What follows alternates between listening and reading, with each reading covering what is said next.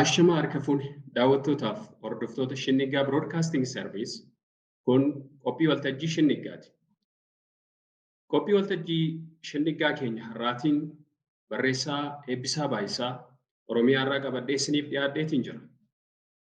Har'a barreessaa Eebbisaa waliin mata duree qabsoon qeerroo Oromoo eessaa ka'ee eessa ga'e ka jedhu irratti waliin dubbii taasisna.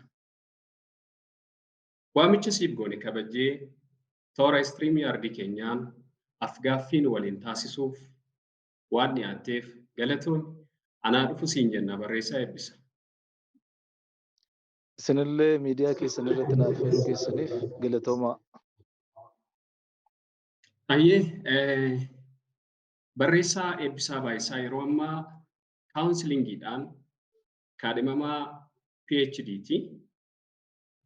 Akkasuma barreessaa Eebbisaa Baayisaa kitaabolee 46 oliif barreessaa fi hiikaadha. Kun seenaa Oromoo keessatti bakka guddaa qaba. Barreessaa Eebbisaa Baayisaa eenyu? Barreessaa Eebbisaa Baayisaa jecha afaan isaatiin akkamiin of ibsa? Eebbisaan kitaaba katabu akkamiin jalqabee maaltu isa kakaasee? Mee waa xiqqoo nuu jedhi gara afgaaffii keenyaatti utuu hin seeniin barreessaa Eebbisa. Tole egaa ulfaadhaa akkuma jedhame maqaan koo Eebbisaa Baayisaati. Kitaabotan barreessaa akkasumallee kitaabota afaan Ingiliziin hiikaa yeroo dheeraadhaaf dubbistoonni kanaan na beeku. Eebbisaan eenyu gaaffii jedhuu fi Eebbisaan ilma Oromoo baadiyyaa Oromoo tokko keessatti dhalatee godina Wallaggaa Bahaa aanaa Limmuu jedhamtu keessatti kan dhalate barnoota isaa sadarkaa 1ffaa fi 2ffaa achumatti kan hordofee barnoota yuunivarsiitii barachuudhaaf gara Diillaa yuunivarsiitii kan imalee achii xumuree immoo hojiidhaaf Finfinneetti kan ramadame. Inni keessaa otoo hojjetaa jiruu gara kitaaba barreessuutti kan dhufe yeroo ammaa barataadhaa akkasumas kitaabotuma mataa kootiin hojjetaa jira. Gara kitaaba barreessuutti akkamitti dhufte kan jedhuu fi carraa gaarii ta'ee maatii kitaaba dubbisuu keessatti ture kanan guddadhe. Keessumaa abbaan koo baay'ee kitaaba waan dubbisuuf isa ilaalaan guddadhe. Isa ilaaleenis gara dubbisuutti akkuman dhufeen baay'ee dubbisaa akkuman dhufeen gara barreessaa ta'uudhaaf fedhiin sana keessa dhufe. Ijoollummaa kootti kitaabota afaan Oromoo barreessitoonni hangafni barreessan warri akka obbo Dhaabaa Wayyeessaa, obbo Gaaddisaa Birruu, obbo Takilee Qinaaxxii fa'aa kan isaan barreessan dubbisaan guddadhe. Kitaabota isaanii dubbisee booda gara barreessaa ta'uuf fedhii qabaachuutti kanan dhufe. Sana booda barnoota digirii jalqabaa xumuree gara addunyaa hojiitti akkuman dhufeen gara kitaabota mataa kootii barreessuu akkasumas kitaabota afaan Ingilizii filadhee gara afaan Oromootti hiikuuttan dhufe. Kanumaanan itti seene jechuudha. Hayyee ulfaadha. Barreessaa Eebbisaa kitaabonni kee qabiyyeen isaanii maal fa'aa kan of keessatti qabatanidha? Ani egaa digirii koo lammaffaa kanan hojjedhe kaawunsilingii irratti waan ta'eef wantoonni ani barreessu baay'een isaanii gamuma kana irratti xiyyeeffatu. Keessumaayyuu dhalli namaa kaayyoo uumameef akka argatu nama dhuunfaa empower gochuu, onnachiisuu, hojii gaariidhaaf onnachiisuu irratti kanan hojjedhu bal'inaanii. Sana qofa irratti garuu hin daangeffamne sanaa alas ogbarruu Oromoodhaan afoola Oromoo irratti hojjetaan ture. Kitaabota akka asoosamaa, seenaawwan gaggabaaboo, baacoo, walaloo hawaasa Oromoo keessa jiru kana irratti hojjedhee samma ta'e hojjedhee maxxansiiseera.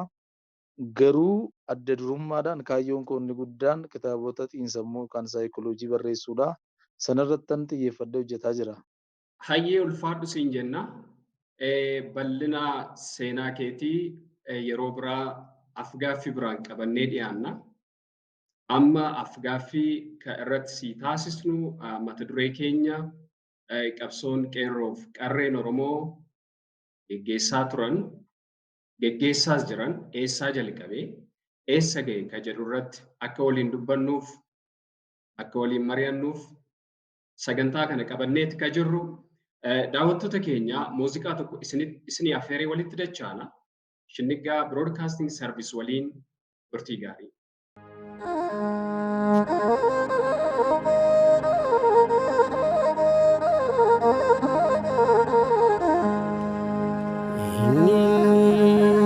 Shananana, shananana, shananana, jirtu yaa jarana, jireenyi gaariidha, duuti asaariidha. Mucha lamaan gidduu qabattee silmiini gargar nu baasuudha keenyuma keenyani. Si jirana jirta waliin jecha turre dagatamuu qabu waada walii galle. Mee walaa hubannu gamasii gamana ormoosoon ta'i nu walii kafana nu walii cimina. Namni taaddeetti hin baane afuu wayyaa dhalata namni waaqotti hin baane afuu wayyaa dhalata. Namna caalutti hin baane afuu wayyaa dhalata namni lamootti hin baane afuu wayyaa dhalata. Gaaraanaadha buburreedha gadhee goota simbaata lammiidhaan taane afuu wayyaa dhalata. Girrarinaan jettu geerraruu relaata. Jetteere ati jetteere nama dunne moosadi. Hayin gaala la galgalaa'e anas nagaa sisigaa'e. Yoo walii galanii kaan alaa galanii walii galuun ulfina fafaca'uu salphina.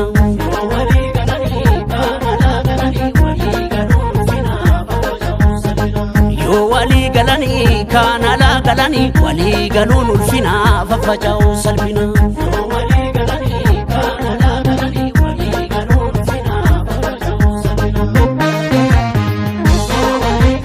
Wallaggaa Iluurraa goota baay'ee qabna. Shawaa Harargeerraa hayyuu baay'ee qabna. Baalee fi Arsiirraa beekaa baay'ee qabna. Boraanaaf Gujiidha ayyaantus ni qabna. Jimmaaf Kamiseerra goota baay'ee qabna. Finfinnee gidduudha hayyuu baay'ee qabna. Kasirkoo fi Mandoo ituu fi Ubbanna Macaa fi Tuulamaa Bareentuu Boorana dhalootaaf ka'uu qabnu waan boruu ittiin nu komatu ayyuu fi ayyaantu beekan keenya martu. Duraa maddaa waaddina booda hojjannaa kochee cincaadha darbina mooratti ol deebisicha. Isaa waliin gaalanii warra nuun jedhu mirkaneessa gareef yaada wal qoqqoonne ofitti galchaa jirra qilleessa. Abaadaan nu fayyadu kopha kophaa fiiguni arraas ta'ee kaleessa kana kan barbaadu inni. Jetteere ati jetteere nama dunne moosanii.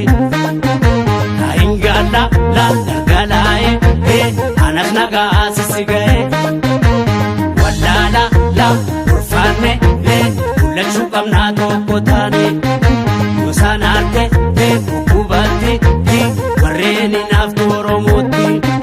Nu kenneera rabbi keenya yaa Oromiyaa jitu qabeenya.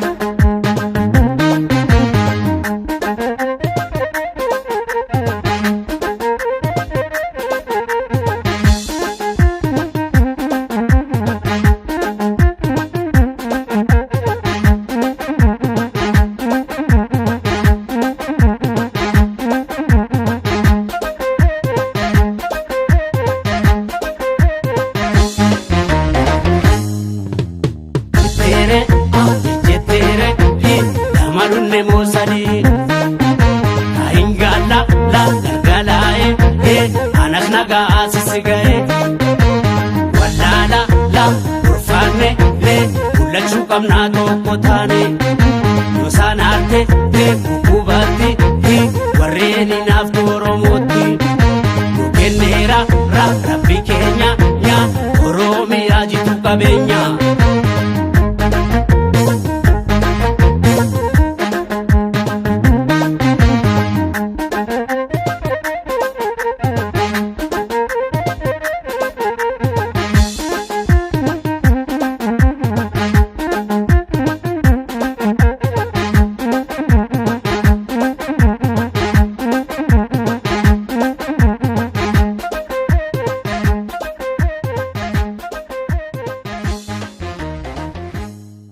Daawwattoota keenya deebinee walitti dachaaneeti jira. Muuziqaa isin affeerretti akka bohaartan abdii qabna. Barreessaa Eebbisaa gara af-gaaffii keenyaatti seennaa. Har'a kan nu irratti xiyyeeffannee jirru dhimma qabsoo qeerroof qarree ka'umsaaf galumsa isaa eessaa ka'ee eessa ga'e ka jedhu irratti waliin dubbanna. Barreessaa Eebbisaan umuriidhaan umurii itti Oromoof waa guddaa bu'aa buusan hojii guddaa hojjetan keessa jira. Umurii dargaggummaarra jira. Hojii guddaatu sa'aafataa, hojii guddaatu isa eegaa. Akkasumallee umurii kanarra waa jiruuf humna qeerroof qarree itti dhiyeenyaan hin beeka. Qeerroof qarreen maal hojjechuu akka danda'an fakkeenyummaa gaarii hawaasa kanaaf qabattee waa jirtuuf hawaasni kun fakkeenyummaa gaarii sirraa argaa waan jiruuf qeerroof qarreen Oromoo maal hojjechuu akka isaan danda'an humni isaanii kun hawaasa kanaaf gumaata akkamii akka ta'e haalaan itti dhiyeenyaan beekuufis ta'e xiinxaluu ni dandeessa. Kanumarraa qabeen dhimma qeerroof qarree keessumaa gama qabsoo bilisummaa Oromootiin sochii isaan adeemsisaa jiran akkasuma shoora isaan qabsoo bilisummaa Oromoo keessatti qabanii wal qabsiiseen gaaffii tokko sii dhiyeessa. Sanumarraa waliin dubbannu. Waggoota dhiyoo as qeerroof qarreen Oromoo Oromiyaa keessatti dammaqee hiriiree waltumsee tokkummaa guddaa agarsiisuudhaan gara jijjiirama siyaasaa biyyattii keessatti fiduu haga danda'utti adeemeeti jira. Hojjetees godhees agarsiiseeti jira. Tokkummaa qeerroof qarreen Oromoo ittiin dammaqee jijjiirama siyaasaa biyyattii kana keessatti Itoophiyaa keessatti fide kana akkamiin ilaaltaa? Asirratti waan hin jedhu. Ayyeega galatoomaa akkuma waliigalaatti gaafa ilaallu bara cabee kaasee waggoota 150 duraa kaasee Oromoon bara itti falmachuu dhiise hin jiru. Qabsoo Oromoo dudduuba deebinee gaafa ilaallu dhaloota nu dura turan keessattis Oromoon yeroo hundumaa sagalee isaa dhageessisaa wareegama gurguddaa kaffalaati kan as ga'e. Sirnoota darban keessatti yeroo itti Oromoon naa ta'e reedee afaan isaa qabatee taa'ee hin turre falmataadhuma dhufee adeemsa falmii kana keessatti immoo namoota qaqqaalii baay'ee seenaan isaanii yaadannu baay'ee qabna. Kanaaf qabsoo yeroo dheeraa turedha jechuudha. Yeroo dhiyoo asii kan ture gaafa ilaallu immoo akka hundumti keenya beeknu waggoota muraasa duraa kaasee humni qeerroof qarree Oromoo wal ta'ee tokkummaadhaan ka'ee hojii guddaa hojjeteera. Biyyattii keessatti jijjiirama siyaasaa hundeerraa ta'e fiduunsaa beekamaadha. Wareegama guddaatu kaffalamee haga qeerroof qarreen 5,000 dhabnurra geenyeeti jijjiiramni kun kan dhufe. Dinqifachuu dhiisuun hin danda'amu. Tokkummaa ture, wal dhaggeeffachuu ture, hooggansa ture hundumaa akkuma ajaa'ibsiifadhetti. Egaan wareegama guddaa qeerroof qarreen Oromoo baasaniin biyyi kun jijjiiramoota waggoota 3 kana dura dhufeera jedhaman irra ga'uu kan isaan danda'anii dhugaa dubbaaf ifama. dhugaan jiru jijjiiramni dhufeera jedhamu kun kan eenyuyyuu utuu hin taane kan qeerroof qarreen Oromoo itti madaa'anii itti qaama hir'atanii itti du'anii itti wareegamanii fidan ta'uu guutummaan addunyaa hin beeka jedheen yaada. Kanaaf humna guddaa qeerroof qarree Oromoo jirutu biyya kana sadarkaa jijjiiramni jira jedhamurraan ga'e jechuudha. Kun waan qabxii wal falmisiisu hin qabu eenyuyyuu kan inni beekudha jechuudha. Qabsoo qeerroof qarreen geggeessaniin jijjiiramni siyaasaa guddaan biyyattii kana keessatti keessumaa morni TPLF waggaa 27 guutuuf siyaasa biyyattii keessatti waan badaa keessumaa ilmaan Oromoo irratti raawwataa ture. Qabsoo qeerroof qarreen Oromoo geggeessaniin akkasuma waliigala uummanni Oromoo geggeessaniin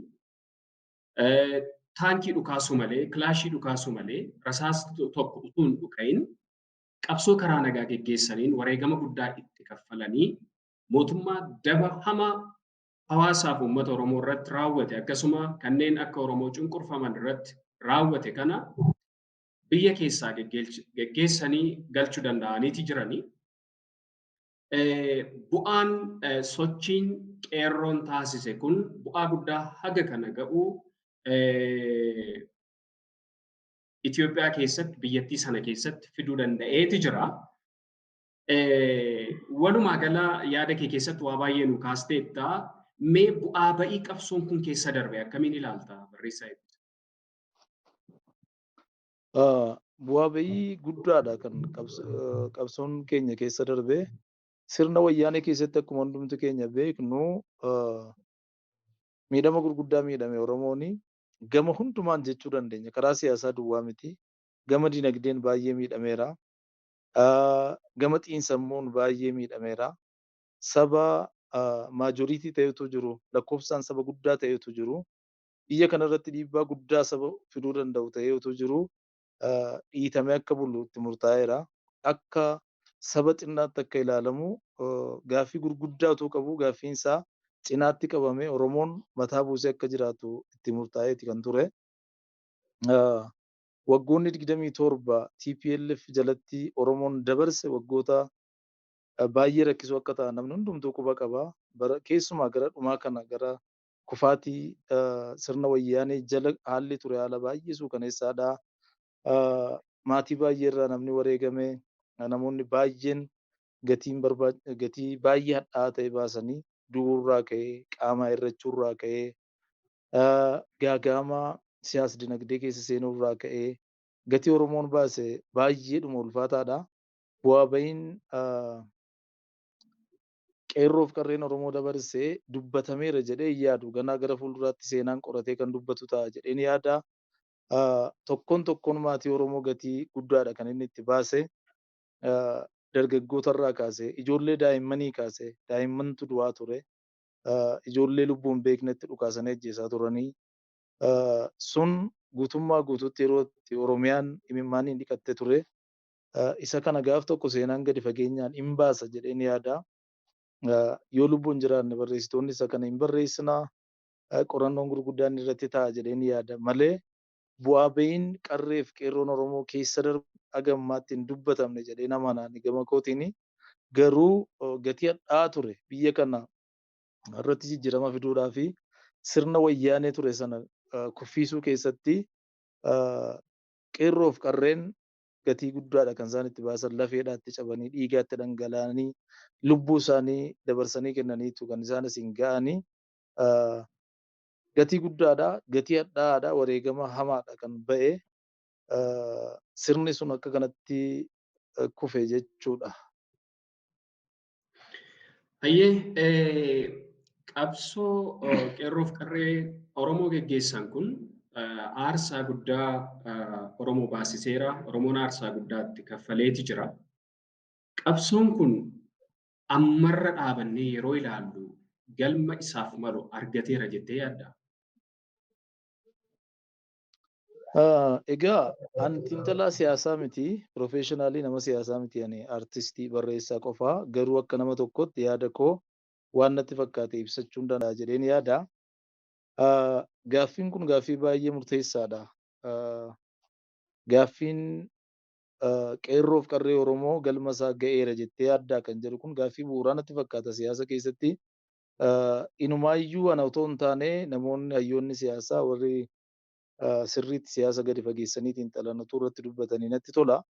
Gama kootiin garuu galma isaa ga'eera jedhanii namoota namanne keessaa ani nama tokko maaliifi kaleessa maal ture qarree fi qeerroo Oromoo kan karaatti baase maal ture sagalee isaanii akka dhageessisan kan taasise maal ture rasaasa jala akka isaan dhaabatan qoma isaanii rasaasaaf kennanii dhaabbatanii akka isaan falman kan taasise maal qabsoo karaa nagaa taasisanii wareegama guddaa akka isaan kaffalan kan taasise maal ture isa jedhu gaafa ilaallu Oromoon akka sabaatti akka uummata guddaa tokkotti gaaffii qaba.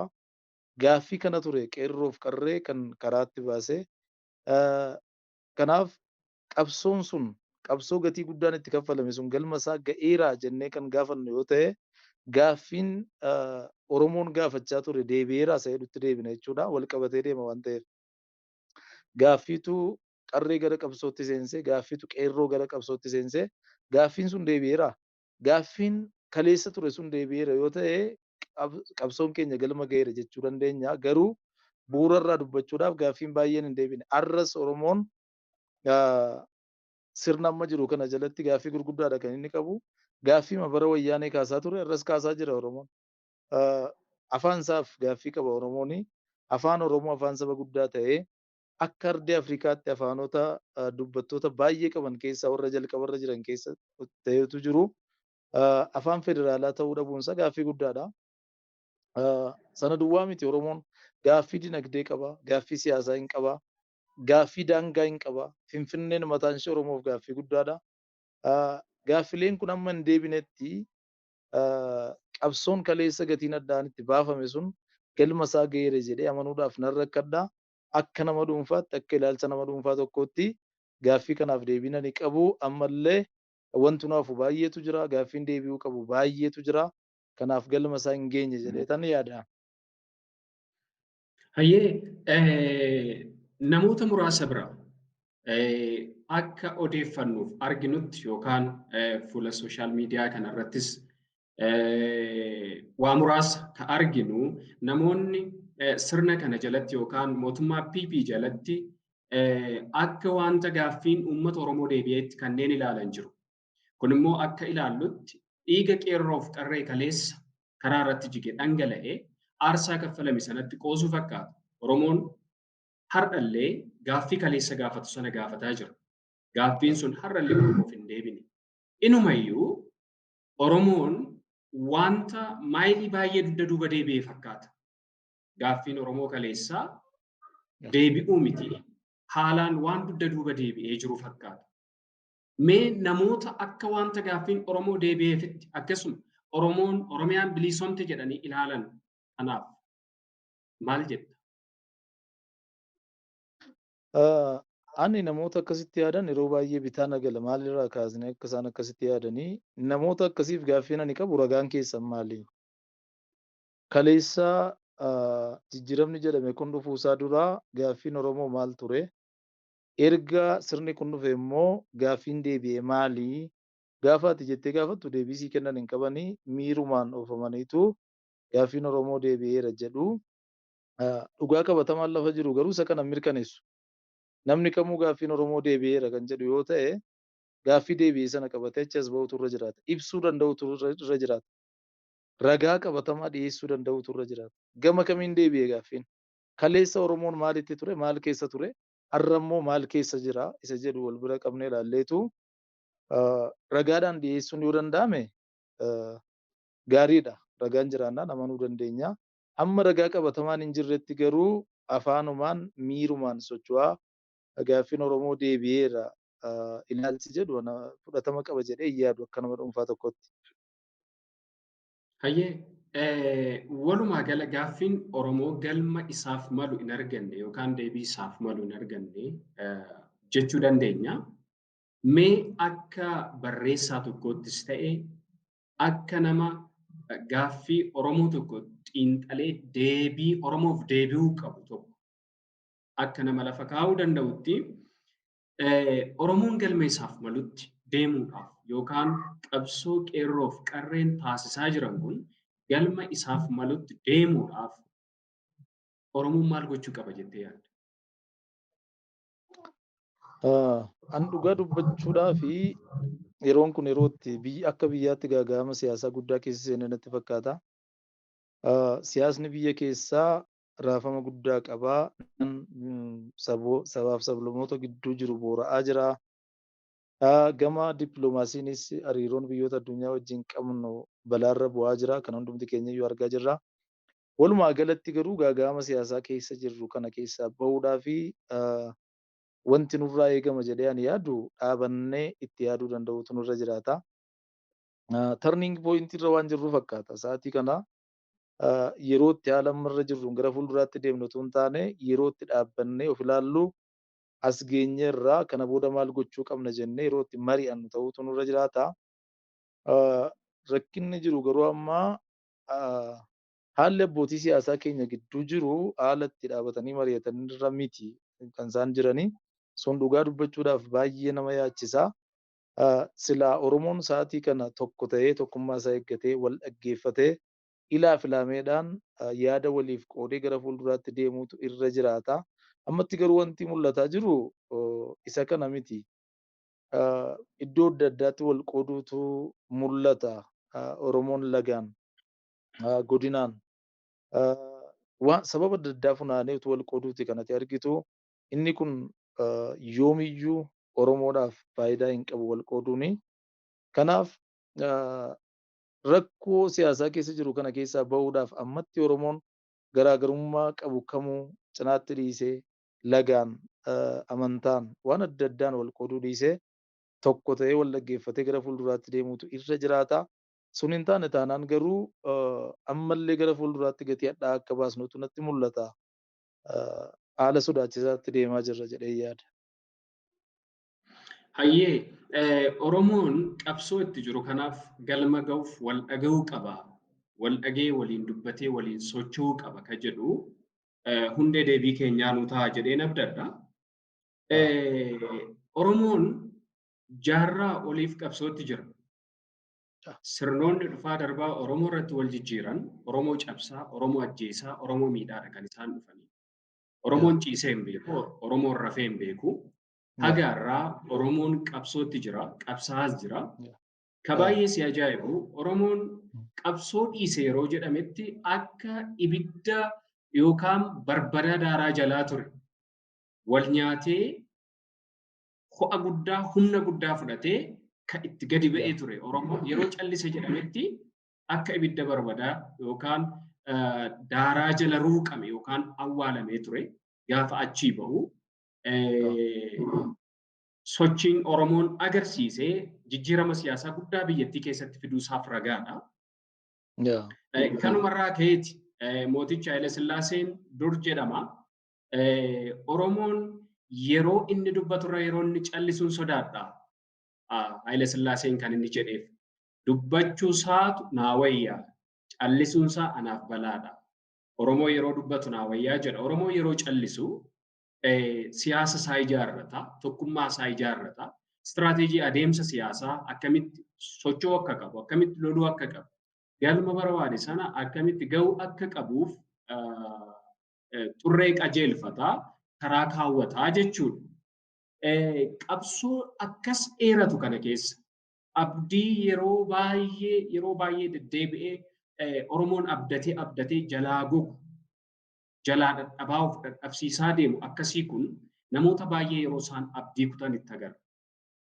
Qabsoo qeerroof qarreen itti qabsaa'an guutuu Oromiyaatti uummanni Oromootti qabsaa'ee itti du'ee fide har'a irra ga'e kan gaaffiinsaas deebi'uu baatu Oromoon har'allee du'aas jiraatu qabsoo Oromoon deemsa lafa dheeraa haga kana ga'u deemee itti dadhabee fide kana abdii kutannaa irraa kan ka'e.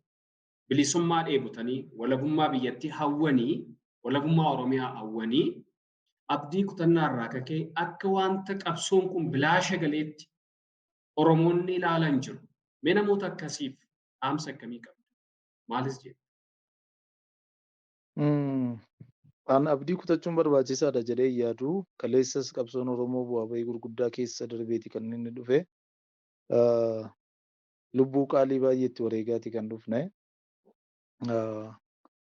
Garuu namoota qabsoo Oromoo irraa abdii kutataniif wanti ani jedhu abdii kutachuun sirrii miti yoomiyyuu. Abdii kutachuu utuu hin taane harka wal qabannee yaada waliif laannee wal deeggarree gara fuulduraatti deemuutu nurra jiraataadha. Dhaamsi ani dhaamu. Lubbuun isaa jannatu artistiin keenya qaaliin Haacaaluu Hundeessaa yeroo tokko interviyuu waliin godheennaan akkas naan jedhe.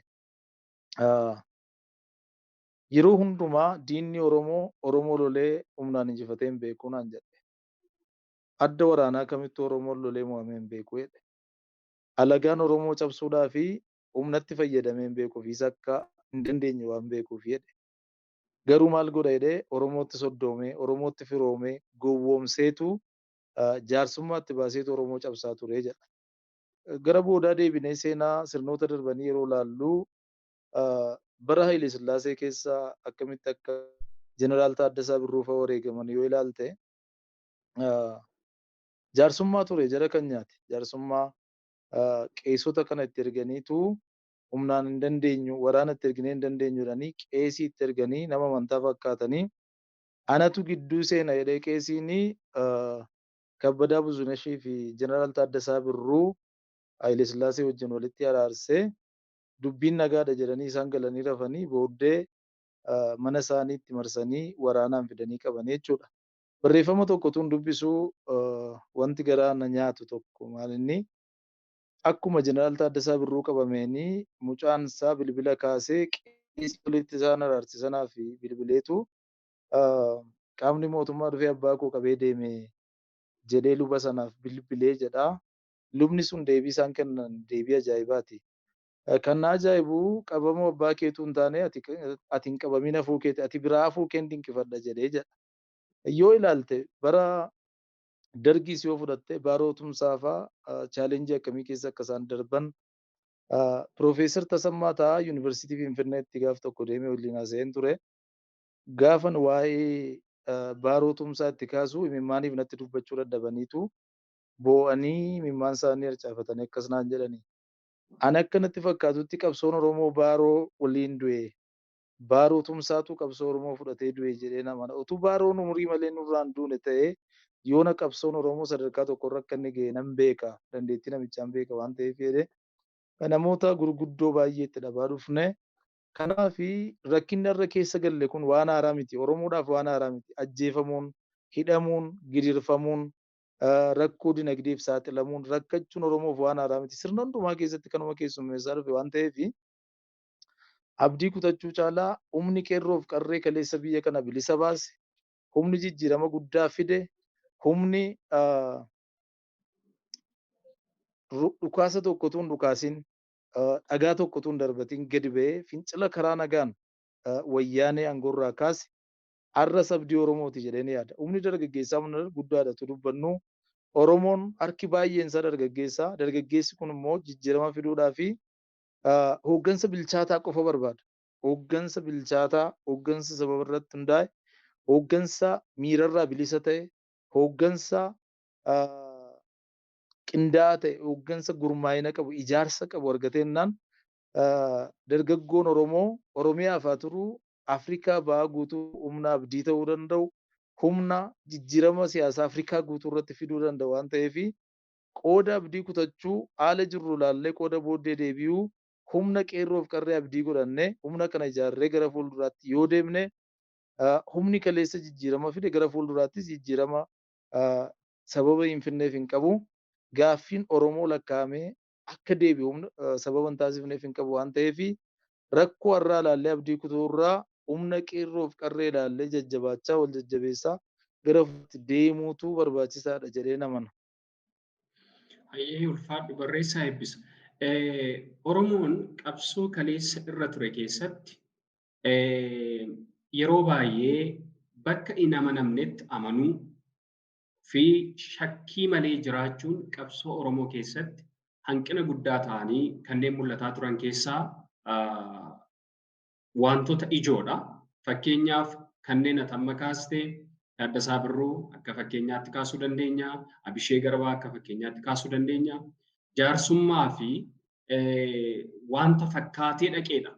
Haayyotaa fi qabsaa'ota Oromoo hooggantoota qabsoo bilisummaa Oromoo akka kanaa kan nu jalaa galaafatee jechuudha. Mee har'as dogoggorri qabsoo Oromoo keessatti mul'achaa jiru kun maal fa'i jettee yaadda? Ani akkan yaadutti dogoggora bu'uuraati jedhee kanan yaadu sirni amma jiru kun hooggantoota Oromoo cinaatti dhiibuu isaa ta'ee yaada. Turning pointii jedhee kana yaadu by the way obbo Lammaa Magarsaa dirree siyaasaa keessaa dhiibamee bahu sanatti fakkaata. Sababni isaa dhugaa yoo dubbatan waaqatu jaallata. Abidda walakkaa dhaabbatee jijjiirama guddaa kana kan fide obbo Lammaadha. Wayyaanee keessa taa'ee achi keessatti lubbuu isaa otoo hin sodaatiin na ajjeesu jedheetu yaadiin lubbuu isaa irratti murteessee hojii guddaa hojjetee jijjiirama amma jedhamu kanaan kan ga'e obbo Lammaa akka ta'e namni hundumtuu beeka. Yoo in awwaalla jenneen dhoksina jenneen ala seenaan kun seenaa dhokatus miti seenaa namni hundumtuu irratti walii galuudha jedhee yaada. Jijjiiramni dhufee jedhame kun dhufee yeroo murtaa'e booda garuu nama kana cinaatti baasanii isa duwwaa miti namoota dhiibbaa uumuu danda'an kanneen akka Dooktar Warqinee fa'aa warra jalqabaa jijjiirama kana tumsaa turan baay'ee isaanii cinaatti qabamuun isaanii walumaa gala Oromoon naannoo sanarraa dhiibamuun isaa rakkina guddaa fideera jedheen yaada. Sana booda rakkinoonni gurguddoon dhufuu kan jalqabanii akkuma hundi keenya iyyuu beeknu rakkoo siyaasaa walxaxaa ta'e keessa seenne dogoggorri bu'uuraa garuu jedhee kanan yaadu gaaf sana jalqabe jedheen yaada. Turning pointiin rakkina siyaasa keenyaa gaafa sana jedheen yaada. Ergasii egaa waan ta'e hundumti keenya iyyuu beekna waan ta'eef irra deebinee haasa'uun yeroo gubuu malee faayidaa qaba jedhee yaadu. Tole qabsoo qeerroon taasise kanaan jijjiiramni haga kana ga'u dhufee Oromoon gaaffii isaaf deebii dhabus gaaffii gaafateef Oromoon deebii dhabus qabsoo kaleessaati.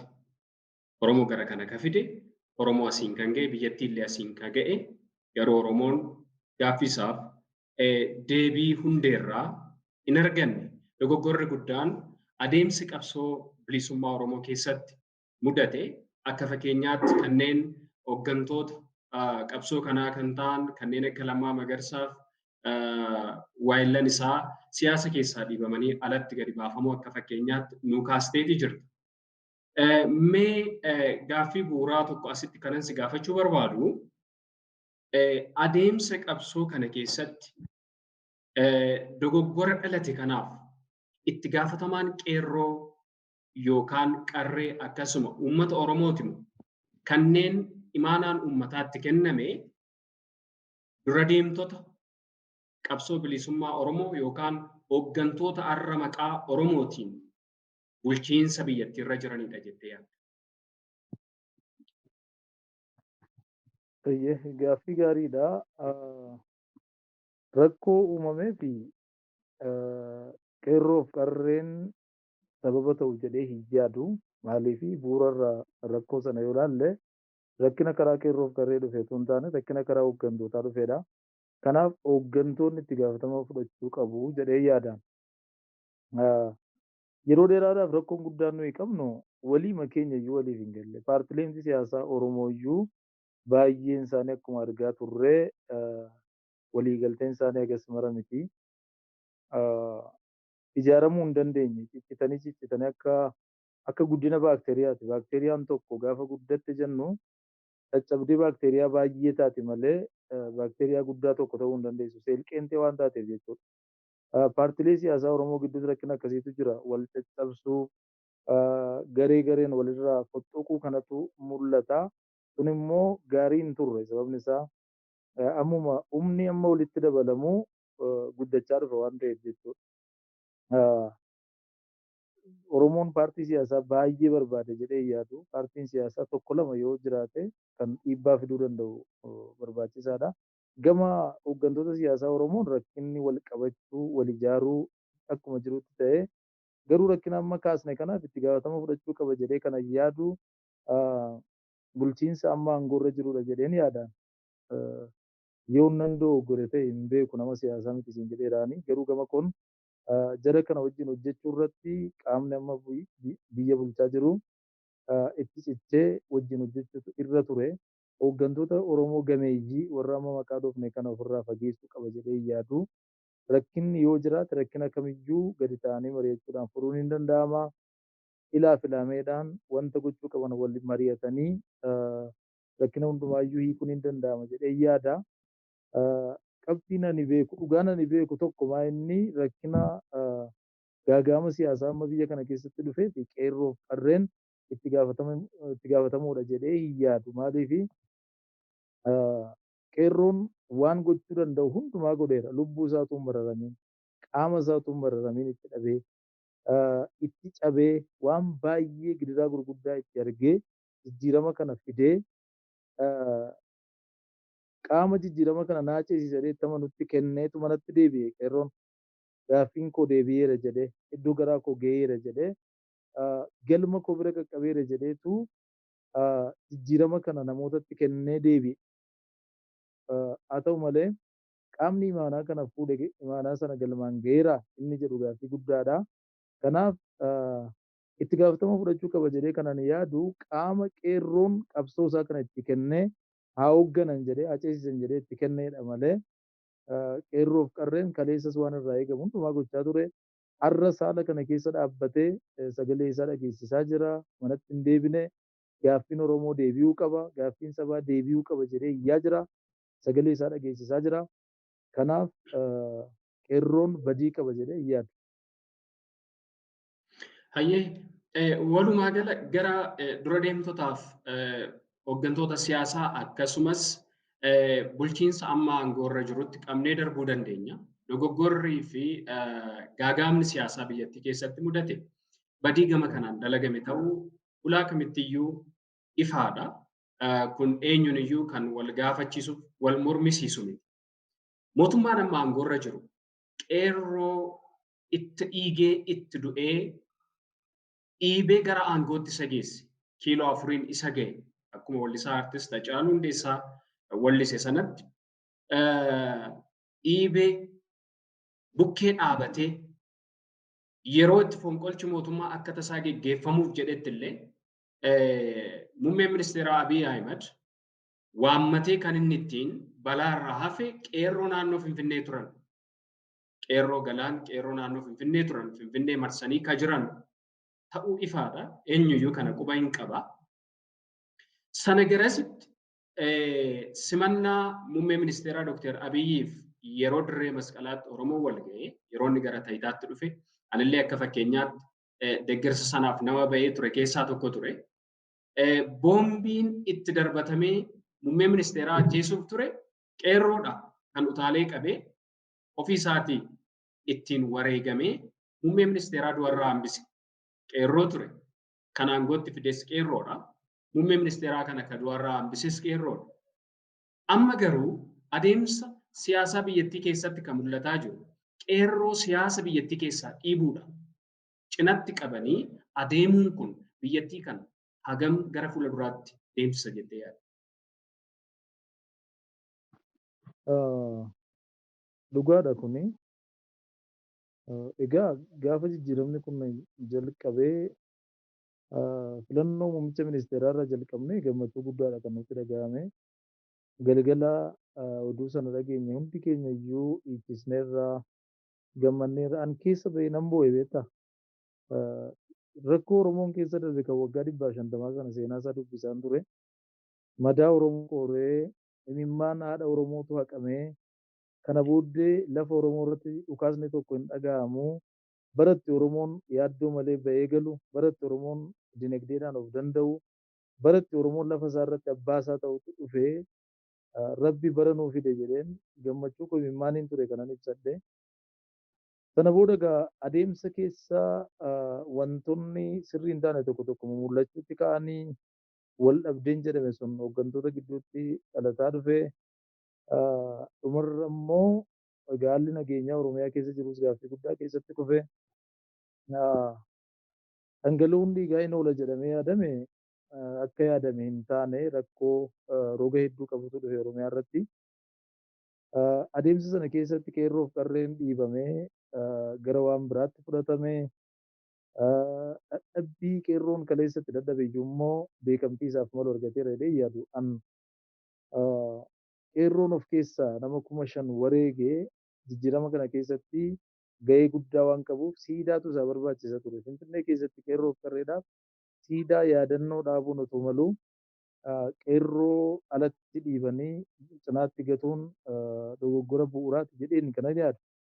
Kanas ta'e sana qaamni kamiyyuu biyya kana nan bulcha kan jedhu gara fuulduraattis bulchuudhaaf kan jiru qeerroof qarree Oromoo iginoorii godhee biyya kana tasgabbeessuu hin danda'u. Sababni isaa tokkoffaa siduma isaa teessumumti lafa Oromiyaa iyyuu biyya kanaa fi baay'ee istiraateejikiidha. Giddugala lafti Oromoo taphni siyaasaa biyya Itoophiyaa keessatti taphatamu bal'inaan kan inni keessatti taphatamu lafa Oromoo irratti inni sun gahee mataa isaatii qaba. Lammaffaa immoo Oromoon saba guddaadha. Maajooriitiidha biyya kana keessatti.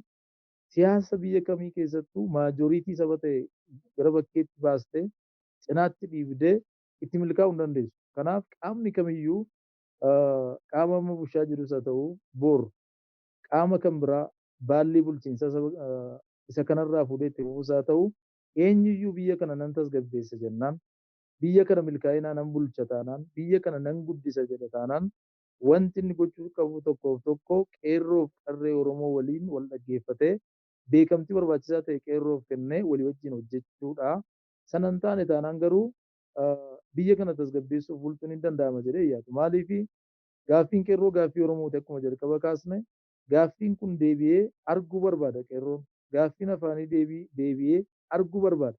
Nageenyi Oromoo mirkanaa'ee arguu barbaada. Gaaffiin Finfinnee irraa Oromoon qabu deebi'ee arguu barbaada. Gaaffiin roga hedduu qabu Oromoon amma qabu kun deebi'ee arguu waan inni barbaaduu fi qaamni biyya kana bulchu jalqaba gaaffii Oromoo irratti hojjetee Oromoof gaaffii isaa deebiseetu kan inni biyya kana tasgabbeessuu danda'u malee biyya isaa irratti tapha siyaasaa taphachaa saba kana dirree siyaasaa irraa dhiibdee biyya kana bulchuun hin danda'ama jedhee yaadu. Xiinxalaa siyaasaa ta'uu dhaallee yoon baadhee natti mul'atu garuu haalli ittiin paartiin siyaasaa tokko Oromoo cinaatti dhiibee biyya kana bulchuu danda'u milkaa'inaan jira jedhee yaadu waan jiru irratti hin fakkaatu. Hayyee qeerroof qarreen Oromoo kaleessallee qabsoo bilisummaa Oromoo kana keessatti wareegamaati ka ture. Akkasuma wareegama kanaan mootummaan amma aangoorra jiru gara aangootti ka dhufe aarsaa qarreef qeerroon akkasuma uummanni Oromoo waliigalaa kaffalan. Aarsaa kaffale kana keessatti Oromoon danuun kumaa kitilaan lakkaa'amu lubbuutti dhabeeti jira. Har'allee mootummaan Oromoon bakka bu'ee jedhu gara aangootti yeroo dhufe kanatti Oromoon har'allee du'aa jira. Fakkeenyaaf dhumaatii naannoo Wallaggaaf naannoo Gujiitti geggeeffamaa jiru akka fakkeenyaatti kaasuu dandeenya. Har'allee qeerroon du'aa jira. Har'allee qarreen du'aa jirti. Akkasuma uummanni Oromoo du'aa jira. Abbaan haati mana isaanii balbala mana isaanii irrattidha kan ajjeefamaati jiran. Mee mootummaan kun duguuggaa sanyii hagas ga'u Oromoo irratti akka fakkeenyaatti Wallaggaadhaaf Gujii fakkeenya fudhanne malee dhumaatiin du'iinsi aarsaa kaffaluun har'allee guutuu Oromiyaa keessatti Oromoo irraa dhaabatiin jira. Utuu kun hin ta'in mirgi lubbuun jiraachuu Oromoof utuu hin eeyyamamin utuu hin eegamin mootummaan kun Oromoo bakka hin bu'a jechuu danda'a. Sun baay'ee ulfaata. Itti gaafatamni qaama biyya bulchuu kamiyyuu itti gaafatamni mootummaa jechuudha. Inni jalqabaa nageenya lammiilee eegsisuudha. Kun beekamaadha. Nagaan yoo jiraate misoomni kan jiraatu. Nagaan yoo jiraate guddinni kan jiraatu. Nagaan yoo jiraate wanti hundumtuu kan jiraatu. Bu'uurri waan hundumaa nagaa waan ta'eef xiyyeeffannoon mootummaa waan hundumaa caalaa nageenya irratti ta'uu qaba. Sanarratti ciminaan hojjetamuu qaba jedheeni kanan yaadu. Agammaatti yaalli ture garuu baay'ee ulfaata. An dhugaa dubbachuudhaaf yeroo tokko tokko gaafan taa'ee yaadu akka nama dirree siyaasaa irraa ala dhaabatee taajjabu tokkotti gaafan ilaalu hundumtuu rakkina waan qaban natti fakkaata.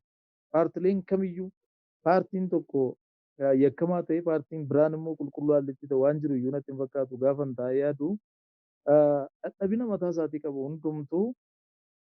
Kanaaf dadhabina isaanii kana ta'anii ilaalanii qoratanii tarkaanfii sirreeffamaa fudhachuun utuu maluu didanii sadarkaa sibiilaan wal barbaadu, sadarkaa uummata gooluu, sadarkaa uummanni ajjeefamurra ga'uun dhugaadhumatti baay'ee nama gaddisiisa. Keessumaa immoo sirna har'aa kana keessatti Oromoon gatii akkasii baasuu qaba jedhee yaada. Maaliif sirna qeerroof qarreen gatii itti baasee fide kana keessatti Oromoon imimmaan dhiigaa boo'uun dhugaadhumatti baay'ee nama madeessa.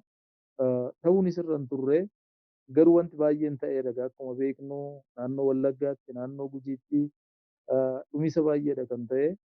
Kun madaa Oromoo kaleessaatti madaa haaraa dabaluudha malee faayidaa qaba jedhee yaadu. Lubbuun namni tokkoyyuu du'uu hin qabu.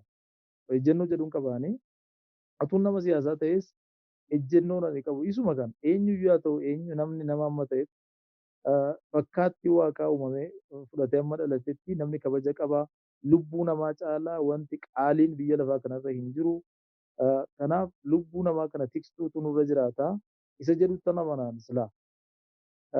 Garuu sanatti hin milkoofne har'as akkuma kaleessaa waan suukaneessaa dhagaa jirra.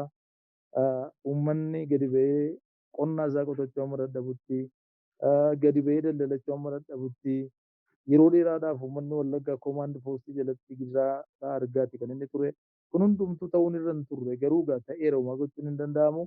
Gara fuulduraatti garuu qaamni kamiyyuu dhaabbatee of ilaaluu akka inni qabuun yaadachiisa. Tarkaanfii sirreeffamaa fudhachuu akka qabu. Wanti ta'e ta'eera kaleessatti deebi'uu hin dandeenyu. Dogoggora kaleessatti deebinee sirreessuu hin dandeenyu. Bor garuu miidhagsuu dandeenya. Bor harka keenya keessa jira akka kaleessaa miti. Kanaaf isa kaleessaa irraa barannee har'a irra dhaabbannee borii keenya bareechachuudhaaf har'a namni hundumtuu dhaabatee itti yaadee gahee isaa baachuu qaba jedhee kanan yaada. Baay'ee barreessaa eebbisa. Ulfaadhu.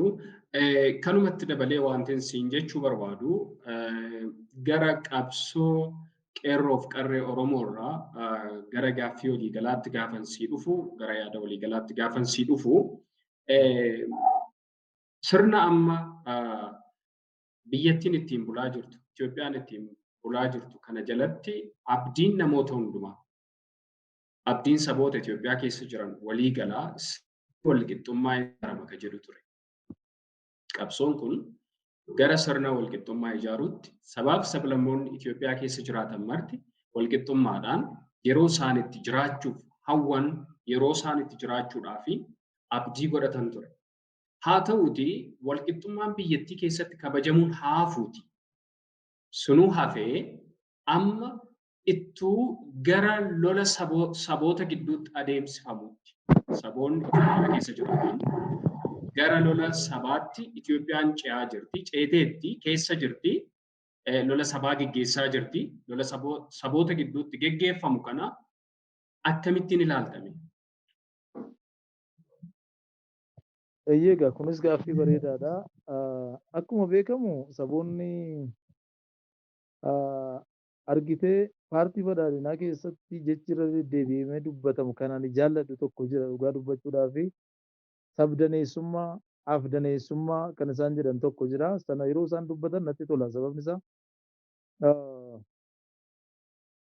federaalizimiidha jedheen yaada biyya kanaaf kan filannoo hin qabne. Federaalizimiin kabajamuu qaba jedhee yaada. Sabaaf sablammoonni biyya kana keessa jiraatan hundumtuu ofii isaaniitiif bulchanii daangaan isaanii kabajamee fi mirgi isaanii eegamee afaan isaaniin baratanii of danda'anii akka isaan deeman gargaaramuu qabu jedhee yaada. Afdaneessummaa fi sabdaneessummaan kun yoo lafa kan qabatu ta'e sadarkaa dubbiitti akkuma dhageenyu kana gadi bu'ee irratti hojjetama taanaan waan gaariidha jedhee yaada. Sanaa ala garuu wanti baay'ee nama sodaachisu haalatti naannoleen jiran kan.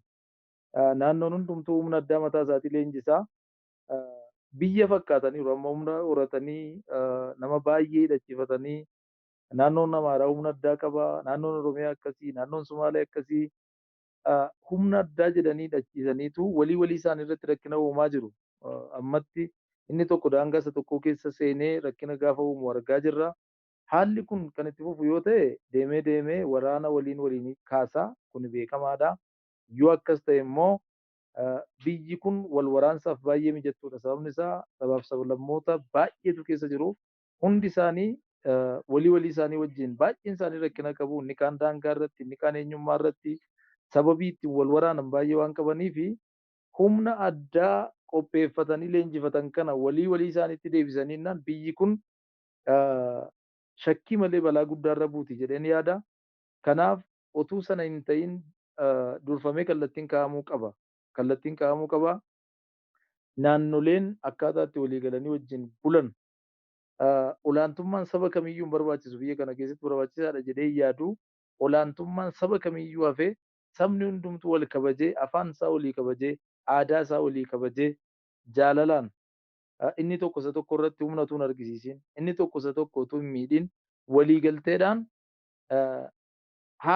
waan inni qabu hundumtuu isaaf kabajamee jiraachuu qaba jedheen yaada malee haala amma jiru kanaan walitti dhaadachuun kun hidhatanii wal doorsisuun kun daangaa walii keessa darbanii dubbii walitti kaasuun kun akka kanatti kan itti fufu taanaan yeroo gabaabaatti rakkinni guddaan hin uumama jedhee yaada. Sun akka hin taane durfamee wanti irratti walii galamu tokko lafa taa'ee daangaan itti ta'uu qaba jedheen yaada. Sabni olaantummaadhaaf fiigu kamiyyuu gaaffii olaantummaa isaatii dhiisee sabni kamuu gaaffii mirgaa gaafachuu danda'a. Akkuma Oromoon gaaffii qabu sabni inni kaanis gaaffii qabata.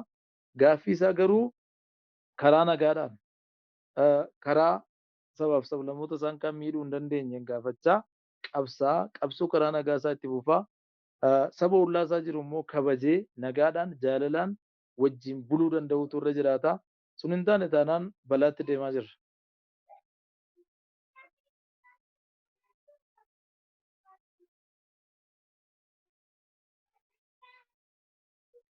Lola saboota gidduutti geggeeffamuuf akka fakkeenyaatti lola naannoo Amaaraaf Tigraayitti geggeeffamaa jiru kana akka fakkeenyaatti ilaaluu dandeenya. Lolli kun gaaga'ama siyaasaa Itoophiyaa keessatti mudateef agarsiiftuu guddaadha. Mee lola saboota kana lamaan gidduutti geggeeffamaa jiru tureef jiru kana ija kamiin ilaaltaa? Siyaasa biyya kanaa keessattis gaaga'ama akkamii fidees jira, fiduufis jira jettee yaadda? Walumaa galatti dubbachuuf lolli sun barbaachisaadha jedhee itti hin amanne ani jalqaba yaadataa muummichi ministeeraa waan isaan jedhan tokko waan bareedaan tokko tureera. Nuuni fuula tokko barbaacha kitaaba guutuu hin cirruu jechi jedhu tokko abdiinatti horee ture. Jechi sun dubbatamee garuu hojiirra ooleera jechuun hin danda'amu. Sababni isaa kitaabni sun gara tuqamuutti dhufeera waan ta'eef.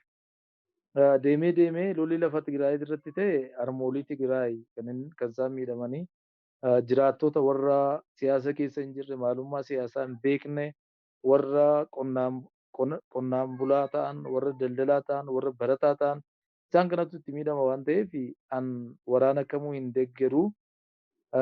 Keessumaa immoo hidhattoonni humni addaa naannoo Amaaraa maandeetii akkamiin akka naannoo Tigraay keessa seenanii lolan hin beekan. Eeyyama kan isaaniif kenne maaltu akka jiru heera biyya kanaa keessatti wanti barraa'ee jiru isaaniif waan eeyyamu natti hin fakkaatu. Diteelii isaa beekuu yoo hin baadhee garuu humni addaa sun seenee waraana akka ture kan hundumti keenya iyyuu beekna. Miidiyaaleenis gabaasaa turanii walumaa gala gara wal waraansaatti seenuurraa duraan karaa nagaa xumuruu utuu danda'ameera ta'e. Namoonni balleessaniiru jedhamanii yaadaman hooggantoonni TPLF yakkaan barbaadaman mana murtee addunyaatti himachuun ni danda'ama ture. Himatamanii akka isaan gara seeraatti dhiyaatan gochuudhaaf otoo hojjetameera ta'e nan hawwan ture sana arguudhaaf garuu milkoofne. Gara fuulduraatti rakkoon kana fakkaatu akka mudanne ammas gaaraantiin hin jiru. Humni addaa naannoo tokko gara naannoo biraa deemee akka waraanne akka ukaratti hin kaasne gaaraantiin waan jiru hin fakkaatu. Kanaaf gara fuulduraatti hojiin hojjetamuu qaba jedhee ani yaadu. Inni guddaan daangaatti gochuudha. Naannoleetti daangaa gochuu. Humni naannoo tokko bifa kamiinuu naannoo biraa seenee akka socho'uu hin dandeenye akka ergama fudhatee akka hin sochoone gochuu. Humni naannoo sanaaf leenjii sana qofaa eeguu irratti malee naannoo isaa keessaa ba'ee naannoo biraa keessatti dhaqee hojjechuun kun hafuutu irra jiraata jedhee yaada. Walumaa gala banaa guddaatu natti mul'ata gama kanaan. Tolee ulfaadhu barreessaa eebbisaa. Waldhabdeen saboota sabaaf sablammoota Itoophiyaa keessa jiranii akka fakkeenyaatti Amaaraaf Tigraay kaasnee kan ilaalle kun dhaga'ama siyaasaa biyyattiin akka keessoo biyyattiitti keessa jirtu keessaa isa tokkodha. Waldhabdeen keessoo jeeqamni siyaasaa keessoo kun amma gara alaatti illee kan futta'ee gadi ba'ee illee mul'ataa jirudha. Itoophiyaan biyyoota ollaa naannoo ishee jiran waliin ammallee waldhabdeedhaa fi gungummii lolaa keessa jirti. Akka fakkeenyaatti Sudaaniif Itoophiyaa akka fakkeenyaatti kaasuu dandeenya. Waldhabdeen biyyoota ollaa wajjin Itoophiyaan itti ceete. Keessoo isheetti waldhabdee ture kana amma gara alaatti baasteetti waldhabdee Itoophiyaan biyyoota ollaa ishee jiran waliin itti ceete. Keessumaa gaanfa Afrikaa kanatti nageenya guddaa buuste jedhamtee kan leellifamte muummeen ministeeraa Abiy Ahmed kan badhaasa Noobeelitti argate amma faallaa sanaa deebi'ee biyyoonni alaa biyyoonni gurguddoon Amnesty International kanneen akka United Nation deebi'aniiti Itoophiyaa qeeqaa jiranii bulchiisa kana qeeqaa kan jiranii muummeen ministeeraa Abiy Ahmed haalaan kan inni itti qeeqamaa jiru ammuma nagaa buuse jedhameetti leellifame sana deebi'ee abaaramaati jira. Itoophiyaan biyyoota ollaa waliin lolatti seenuudhaaf karaarra jirti. Mee lolli Itoophiyaan biyyoota ollaa waliin itti seenuuf karaarra jirtu kun rakkoon gaaga'ama keessoo Itoophiyaan qabdu hamaan utuu jiru biyyoota ollaa waliinis gara lolaatti seenuudhaaf karaa qabachuun kun biyyattii kana garamitti akeeka jettee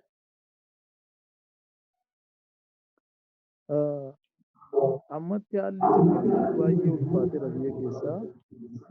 Kanarratti lolli kan biraan yoo dabalame garamitti akka nu geessu tilmaamuun baay'ee nama rakkisu.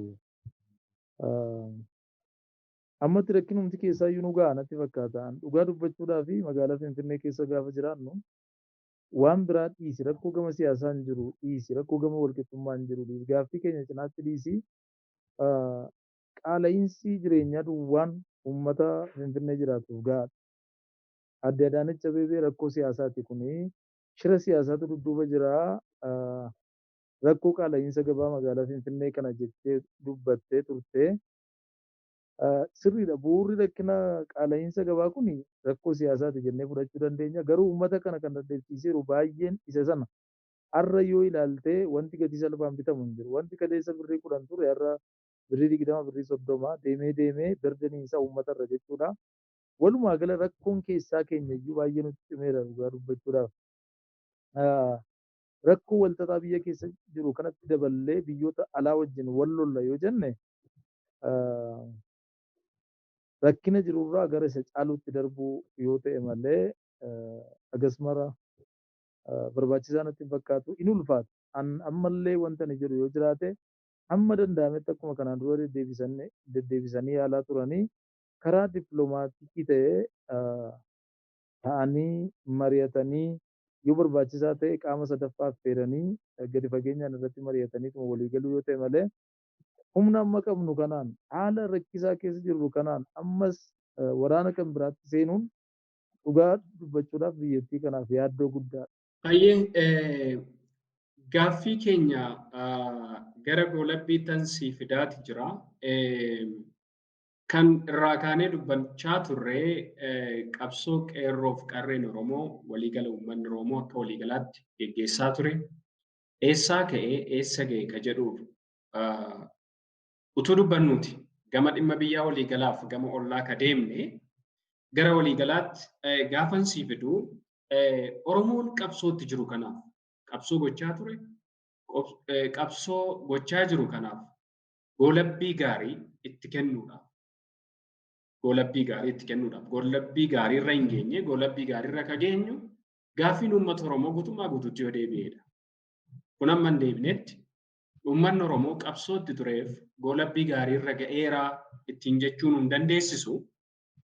Kun immoo kan agarsiisu uummanni Oromoo qabsoo isaa kana keessatti walumaa gala mootummaaf siyaasa dhugaatti isa bakka bu'uun argatiin jiraachuu isaati jechuudha. Uummanni Oromoo walumaa gala siyaasaa fi mootummaa dhugaatti isa bakka bu'uu danda'u argachuudhaaf maal gochuu qaba jettee yaadda? Uummanni Oromoo maal gochuu qaba kan jedhu akka sabaatti akkuma jalqaba kaasne abdii kutuu dhiisuu qaba. Kaleessas Oromoon rakkina gurguddaa keessa darbee argite dhumaatii guddaa argee harkaa muramee harmaa muramaa sirna adda addaa keessatti dararaa guddaa fidaa ture waan ta'eef Oromoon har'as abdii kutuu dhiisee jajjabaachuutu irra jiraata. Rakkoon guddaan amma mul'ataa jiru lagaan wal qooduutu mul'ata. Warra eessaa jedhanii godinaan wal waamuu kanatu mul'ata. Guutummaa guutuutti sana keessaa bahee Oromoon akka nama tokkotti wal dhaggeeffatee gara fuulduraatti deemuutu irra jiraata. Kan biraan ammallee yeroo waan qaban natti fakkaata. Yeroon jira. Dirree siyaasaa ammatti dhiphatee jiru kana bal'isuu. Hidhamtoota siyaasaa hidhamanii jiran hiikanii dhiifama wal gaafatanii karaa nagaadhaan gara fuulduraatti deemuu. Gabatee tokkorra taa'anii mari'achuu maal gochuu qabna jedhanii gara fuulduraatti akkamitti deemna jedhanii isaanis tokko ta'anii tokkummaadhaan gaaffiin Oromoo haalatti deebi'uu danda'u irratti mari'achuu gaaffiin Oromoon ammatti qabu maal isa jedhu adda baafatanii akkamitti immoo deebisuu qabna isa jedhu mari'atanii otuun ooliin otuun buliin gaaffii Oromoo deebisuu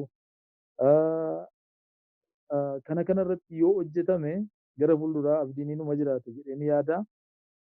Kan kanarraan dhufiin jedha warri du'aa jedha Oromoon gaafa mammaaku kan kanarraa utuu hin dhufiin ammatti tarkaanfii siyaasaa tattamaa fudhannee hidhamtoonni hiikamanii ta'anii mari'atanii sana yoo godhan Oromoof abdiin jira jedhanii yaada. Akka sabaatti garuu Oromoon ammayyuu wal dhaggeeffachuu qaba jedhanii yaada. Wal dhaggeeffachuu qaba Oromoon. Wal dhaggeeffatee akka saba tokkootti akka nama tokkotti gara fuulduraatti tarkaanfachuu abdii utuu hin kutiin. Kaleessa rakkina guddaa keessa darbe waan ta'eef rakkinni har'aas hin darbama jedhee ciniinnatee qabsoo isaa karaa nagaa. Kaleessas uummanni Oromoo qabsoo karaa nagaan beekama. Kana addunyaan guutuun iyyuu ragaadha. Kanaaf karaa nagaan karaa sabaaf sablammoota isaan kaan hin miineen sabaaf sablammoota isa keessa jiran kunuunsaa akka agartuu jasaatti kunuunsaa eeggachaa saba guddaa waan ta'eef jechuudha Oromoon isaan kana hammatee gaaffii isaa karaa seera qabeessa karaa nagaan karaa fincilarraa bilisa ta'een dhiyeeffachaa gara fuulduraatti deemuu qaba jedheen yaada. Hooggansa bakka isa bu'u argachuudhaaf Oromoon yoo wal dhaggeeffatu akkuma kaleessa yoo quba wal qabaate maal gochuu akka qabu kallattii wal gaafatee yoo gara fuulduraatti deeme gara fuulduraa sababa ittiin milkoofneef qaba jedhee yaada. Hayyee galatoomi barreessaa Eebbisaa Baayisaa yaada bal'aadhaaf ijaarsa of keessaa qabu. Keessumaa qarreewwanii fi qeerroowwan keenyaaf gumaata guddaa akka ta'udha kan nuuf laachaa jirtu. Gaaffiin ansii dhiyeessuu ka waliigalaa dhimma qeerroof qarree keessaa baheen sitti deebi'a. Eebbisaa Baayisaa fuula miidiyaa hawaasaa irratti yeroo baay'ee hin mul'ata. Yaadota ijaarsaa, dhimmoota ijaarsaa, barumsa guddaa kan namaa kennan barreessuun katabuudhaan beekama. Iccitii of keessaa qaba haa ta'u kanan hin beekne amma si gaafadhee sirraa baruu kanan barbaadu. Eebbisaan yeroo baay'ee waan ganda biiftuu yaayyaa haasa'uudhaan beekama. Gandi biiftuu yaayyaa kun maal ilaata? Galatoomi gaaffii bareedaadha kun. Ganda biiftuu yaayyaa kan jedhu kuni waggaa 5 dura kitaaba seenaa gaggabaabaa qabu tokko maxxanseen ture. Anaaf Ameerikaa kan jedhu seenaawwan gaggabaabaa 11 of keessaa qaba. Achi keessaa mata dureen tokko biiftuu yaayyaatti jedha. Biiftuu yaayyaatti jechuun biiftuun yaayyaa kun bulchiinsa magaalaa xiqqoo kan namoonni 3,000 hin caalle keessa jiraatan taate achi keessa bulchiinsa mataa isheetii qabdi. Uummanni achi keessa jiru hojii adda addaa hojjetee bulaa. Keessumayyuu ani kanan irratti xiyyeeffadhe manneen dhugaatii magaalaa kanaa keessatti keessumaa mana daadhii inni barsiisu barsiisaa oolee, inni qonnaa bulu qonnaa oolee, inni daldalu daldalaa oolee galgala mana daadhiitti wal argu gurguddoonni mandara sanaa achi keessa taa'anii haasa'an hin barreesse. Booddee namoonni kitaaba sana dubbisanii seenaa kana baay'ee jaallataniitu naa bilbiluu natti dubbatu. Sanuma kitaaba sanarraa fudhadheetan gara miidiyaa hawaasaa kana dhufee feesbuukii irratti immoo ganda biiftuu yaayyaa irraan barreessa jedheetanii barreessuutti ka'e. Namoonni baay'een intarestii ta'anii yaada kanarraa qooddatanii akkuma waan garee wayiitti fudhannee barreessuutti kaane qoosaa fakkaatu iyyuu malee fakkiidha gandi biiftuu yaayyaa qabatamaatti lafarra hin jirtu garuu namtolcheedha kalaqa. Kalaqni kun immoo dhugaa qabatamaa hawaasa kana keessa jiru bakka bu'aa. Qoosaama fakkeessinee rakkoo uummata keenyaa ittiin dubbanna. Gaafa ibsaan badu biiftuu yaayyaa keessaa ibsaan badeera jennaa.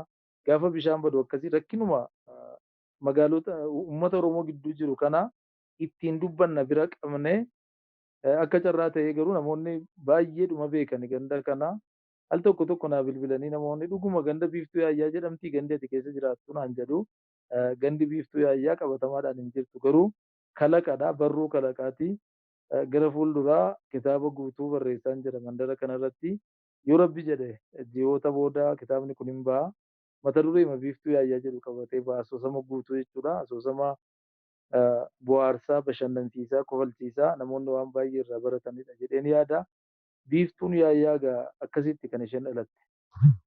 Hayyee anaafillee gaaffii yeroo dheeraatu na deebi'ee galatoomii biiftuu yaayyaa qabatamaan ganda Oromiyaa keessa jirtu osoo hin taane akka asoosamaatti wanta bohaarsaa barsiisu dhugaa Oromoo keessa jiru gadi baastee kan ati ittiin dubbachuudhaaf kalaqatteedha jechuudha. Hayyee ulfaan eebbisaan hin barreessaa baay'ee dubbisa. Akkan qabatamaan odeeffannoo kee qabutti sirraas dhaga'uu baadhu jechuudha. Aadaan akkasii kun hawaasa keenya keessatti keessumaa saba keenya gidduutti haalaan kan mul'atu miti. Sabni keenya hawaasni keenya baay'een aadaa dubbisuurraa fagoo jirra. Keessumaa dargaggoonni keenya aadaa dubbisuus ta'e barreessuu akka horataniif gorsa maalii laata? Hayyee oliif kana miidiyaa baay'ee irratti dubbadheera gara nuffootti iyyuu dhufeera garuu inuman dubbadhaa aadaan dubbisuu keenyaa kufaadha.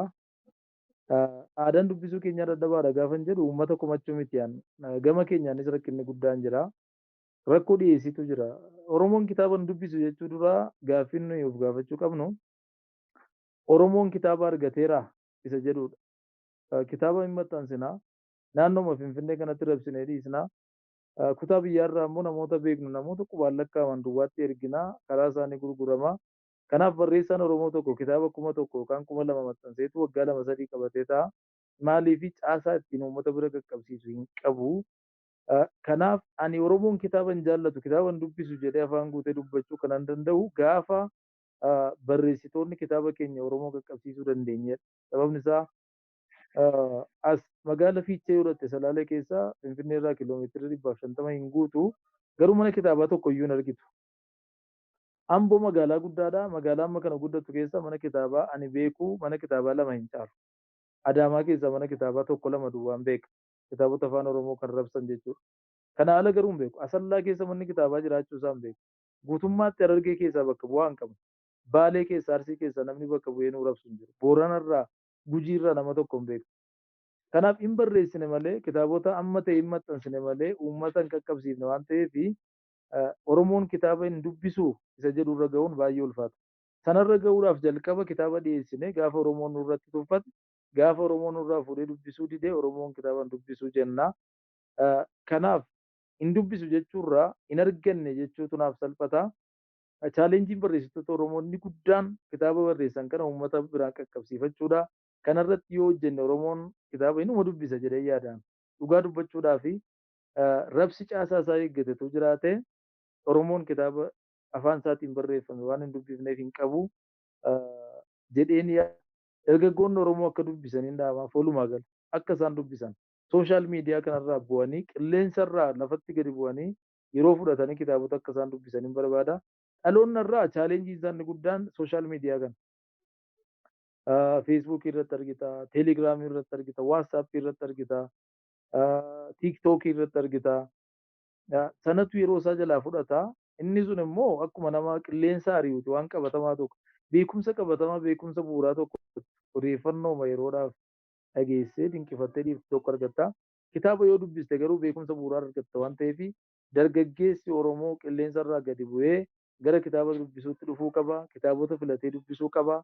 Dhaloota sababaaf bu'aadhaan socho'u, dhaloota yaaduu danda'u, dhaloota garatti deemu beeku, dhaloota kaayyoo qabu, dhaloota galma qabatamaa kaa'atee galma sanatti deemu ta'uudhaaf dirqama kitaabota dubbisuu qaba. Kanaaf dargaggoonni keenya dammaqaa gadi bu'aa qilleensarraa gadi ta'a kitaaba dubbisaa.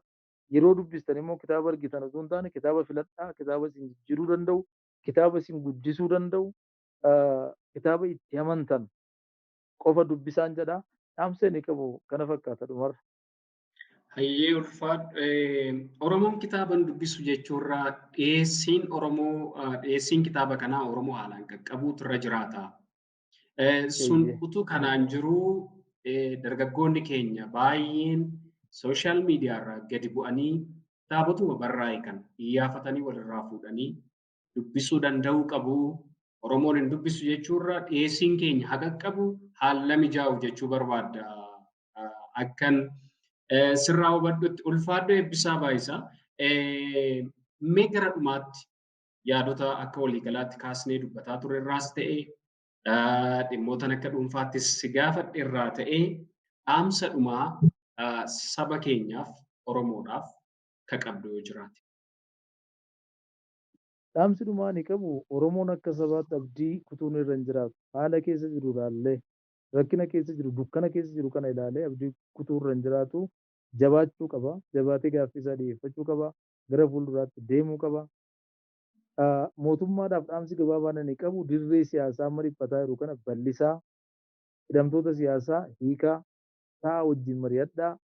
Gaaffii Oromoo hundeerraa deebisaa. Oromoo araarfadhaa. Wajjin hojjedhaan jedha. Dargaggeessa Oromoof immoo akkuma nama dubbadhee kitaabota dubbisuu irratti xiyyeeffadhaa. Yeroo keessan bal'aa kitaabaaf kennaan jedha. Dhaamsi gabaabaan inni qabu kanuma fakkaata. Dhaamsi waliigalaan akka sabaatti uummata Oromoon tokko ta'ii wal dhaggeeffadhuu abdiin kutiin jedheera. Qaama mootummaan immoo dirree siyaasaa amma dhiphatee jiru kana bal'isaa. Qaama hidhame hiikaa wajjin ta'a mari'adhaa gaaffii Oromoo deebisaatii Oromoo waliin ta'a biyya isaan jedha. Dargaggoota Oromoo immoo yeroo keessan fudhadhaa kitaabota dubbisaa amma akkuma dubbadhe irra deebi'a. Yeroo bal'aa kitaabotaaf kennaatii dubbisaa yoo dubbistan biyya kanaaf nama dhimma baasu ta'uu kan dandeessan yoo dubbistan kaayyoo keessan raawwachuu kan dandeessan yoo dubbistan kan isin galma keessan raawwachuu dandeessanii. Kanaaf kitaabota dubbisaan jedha. Dhumarratti keessummaa miidiyaa keessanii taasistanii waan naaf turtaniif guddaan isin galateeffadha. Ulfaadhaa. Hayyee barreessaa eebbisaa baay'isaa atillee ulfaadhu siin jenna. Kana duwwaa miti manni keenya sittaa baru siin jenna. Hayyee barreessaa eebbisaa baay'isaa kana duwwaa miti yeroo biraallee keessummaa keenya taatee akka dhiyaattu abdiin qaba. Manni keenya sittaa baruu keessumaan dhimmoota dargaggoota keenyaa wal qabatu irratti dhimmoota kitaabota ati barreessituun wal qabatu irratti afgaaffii yeroo biraaf qabadhee akka inni yaaddu ammuma dhaamsa sii ka'a. Kan akka yaadatti nu qabattu daawwattoonni keenya illee fedhiidhaan dhimmoota kitaabota ati barreessitu sirraa dhaga'uudhaaf akka isaan si eegan abdiin qaba. Kanaaf keessummaa keenya yeroo biraa taatee akka dhiyaattu illee asumaan yaadatti nu qabadhuun siin jedha. Irra deebiin waamicha keenya kabajjee yeroo kennuuf laattee afgaaffii bal'aa dhimmoota Oromoo waliigalaa, dhimmoota qabsoo Oromoo, qeerroof qarree waliigalaa, uummata Oromoo waliigalaa akkasumas dhimmoota dhuunfaa keef dhimmoota kitaabota barreessitee fi dhimmoota tokko tokkorraa yaada bal'aa nu laatteef kabajamii ulfaadhu siin jechuun barbaada. Daawwattoota keenya qophii Af-gaaffii barreessaa eebbisaa waliin geggeessine kanarraa asuma irratti xumurra. Qophiilee shinnigaa afaan waliin turtii gaarii isiniin jedha.